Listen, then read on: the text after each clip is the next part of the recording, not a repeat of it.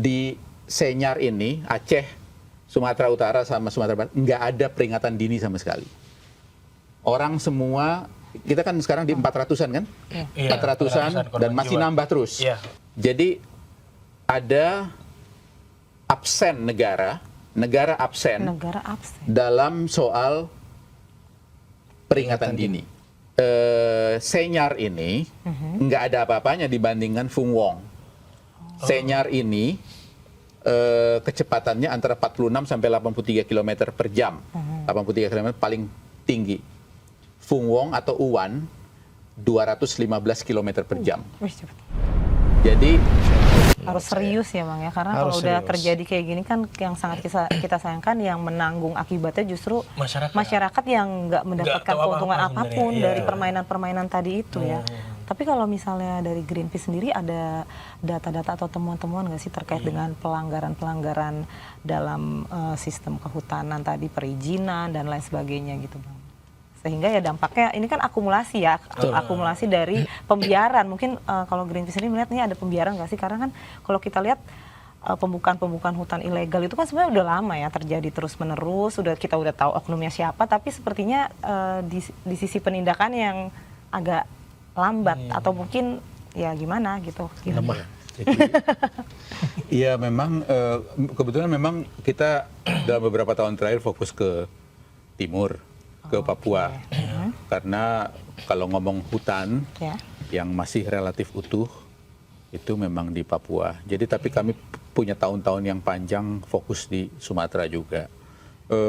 Jadi memang permainan ini sudah berlangsung lama sekali. Pelakunya macam-macam. Pejabat-pejabat daerah, politisi pusat, pejabat pusat. Kita juga tentu saja yang sekarang kita sebut oligarki dan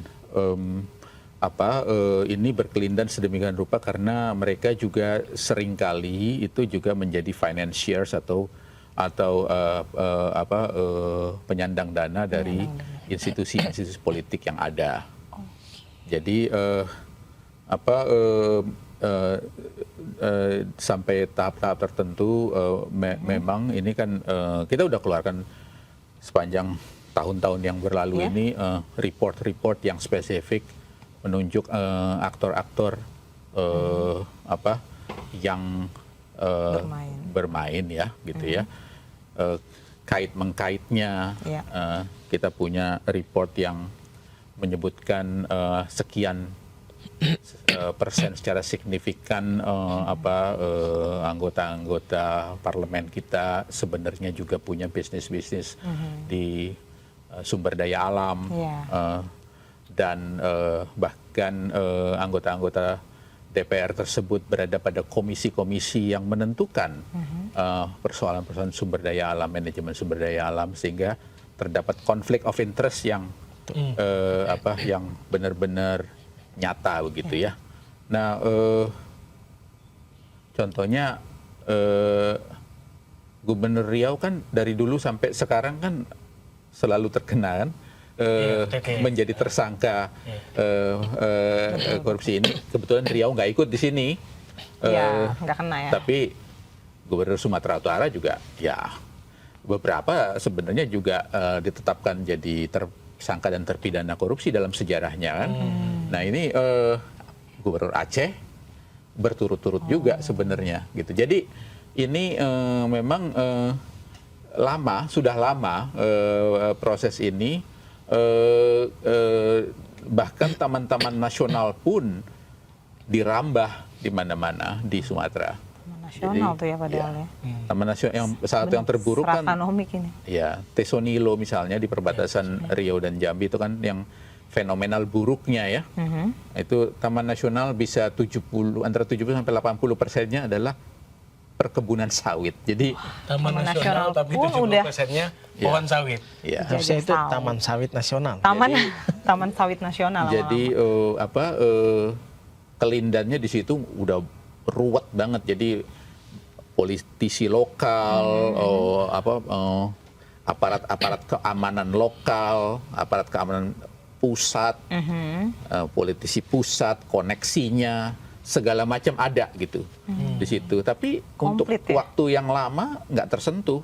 Nah, itu nggak tersentuh karena sebenarnya tidak ada untuk waktu yang lama tidak ada political will yang serius sebenarnya untuk menertibkan semua ini gitu. Aku mau nanya nih Mas, selain dari pembalakan liar yang udah dijelasin tadi, kita juga tahu ada perubahan iklim yang menyebabkan pemanasan global, yang menyebabkan siklon-siklon yang harusnya tidak ada di situ, tapi ternyata ada di situ.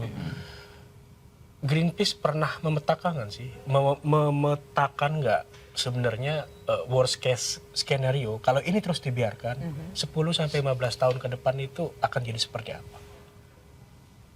Iya, jadi begini, ini saya kasih bandingan satu ya. Di awal November ini ada siklon tropis yang namanya Fung Wong atau nama Tagalognya Uwan di Filipina. Kalau Filipina itu 20-30 kali setahun siklon tropis, karena memang mereka di jalurnya. Tadi kan saya jelaskan bahwa di atas 10 derajat itu memang jalurnya. Senyar ini nggak ada apa-apanya dibandingkan Fung Wong. Senyar ini kecepatannya antara 46 sampai 83 km per jam. 83 km paling tinggi. Fung Wong atau Uwan 215 km per jam. Jadi Ferrari. Kategori 4 atau 5. Senyar ini bahkan nggak masuk kategori 2. Gitu. Di sana korbannya 33 orang. Jadi yang saya mau bilang, di Senyar ini, Aceh, Sumatera Utara sama Sumatera Barat, nggak ada peringatan dini sama sekali.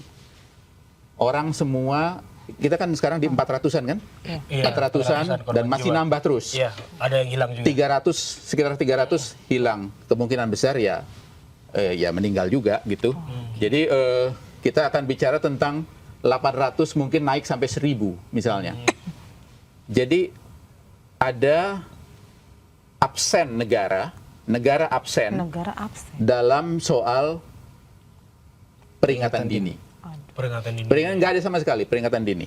Di Filipina peringatan dini berlaku sehingga 1,4 juta orang bisa dievakuasi sebelum tofannya datang. Gitu. Dan tofan ini bukan masuk kategori bencana yang tidak bisa diprediksi. Karena di radar, dia akan bisa dilihat dari hari ke hari. Sebenarnya dia bergerak gitu. Jadi semuanya bisa diprediksi. Bisa. Jadi, balik ke pertanyaan Mas tadi, ini semua terjadi kan anomali ya. Perubahan iklim, pemanasan global, krisis iklim, membuat topan-topan ini akan makin kuat, dan kalau tadi di Filipina yang memang jalur topan itu terasa makin kuat dia, makin energi yang dibawa intensitasnya makin tinggi. Nah, kita yang secara fisika sebenarnya harusnya tidak dilintasi sudah mulai Seroja beberapa tahun yang lalu di NTT ya, gitu. Lagi-lagi terkena dengan korban besar karena nggak ada juga peringatan dini. Kita nggak punya peringatan dini sama sekali terhadap ini. Nah jadi alatnya atau? Ya, mulai dari political will-nya nggak ada, political will-nya nggak ada, anggarannya nggak ada, sistemnya nggak ada, gitu. Oke, jadi itu ya, jadi sistemik banget ya. Jadi kalau di Filipina kan orang 1,4 juta dievakuasi duluan sebelum topannya datang. Betul. Sekarang kalau kita yang namanya kita evakuasi hari-hari ini udah hancur sudah terjadi, baru dievakuasi baru dicari orang yang nyangkut di mana. Jadi konteks terminologi evakuasinya aja udah beda. Gitu. Benar-benar. Nah, evakuasi itu sebelum harusnya. Ya, kalau untuk urusan tofan karena dia beda sama gempa yang memang nggak bisa diprediksi atau tsunami. Nah, jadi ini yang Bappenas punya kajian, economic loss kita sampai dari 2020 sampai 2024 540 triliun. 544 triliun itu kajian modelingnya Bappenas sendiri ya. Yang tentunya dengan mengidentifikasi wilayah ini karena jadi ini losses atau kerugian ekonomi karena bencana-bencana iklim. Jadi kita sebenarnya udah bisa ngitung itu. Persoalannya itu mau dimasukkan nggak dalam strategi pembangunan kita sehingga menjadi mitigasi yang efektif gitu misalnya. Nah, tadi pertanyaan skenario terburuk. Skenario terburuk adalah kalau kita teruskan ini baik di tadi absennya peringatan dini, tidak mengadres kerusakan yang ada di hulu-hulu sungai, tentu ini akan berulang. Ini akan berulang lagi gitu. Dan kemungkinan kerugiannya makin besar begitu. Dengan skala yang mungkin lebih besar lagi ya daripada ini. Iya, dengan segala dan ini kita bicara dengan pulau yang padat. Sumatera itu padat loh. Dia padat kedua setelah Jawa. Jadi makanya korbannya besar sekali. Gitu. Jadi dia akan memburuk sehingga kemudian makanya kan kalau kami di Gerakan Iklim itu bicara 1,5 derajat pemanasan global adalah batas aman. Kita tahun ini beberapa kali sudah terlewati itu. Kalau sudah terlewati itu berarti bencana-bencana iklim yang terjadi sekarang ini pertama akan makin sering, makin hebat dan kemudian menjadi permanen. Jadi itulah skenario terburuknya kalau dia jadi permanen pada frekuensi yang lebih rapat, pada magnitud atau tingkat intensitas yang lebih tinggi, yang lebih besar lagi. Itu.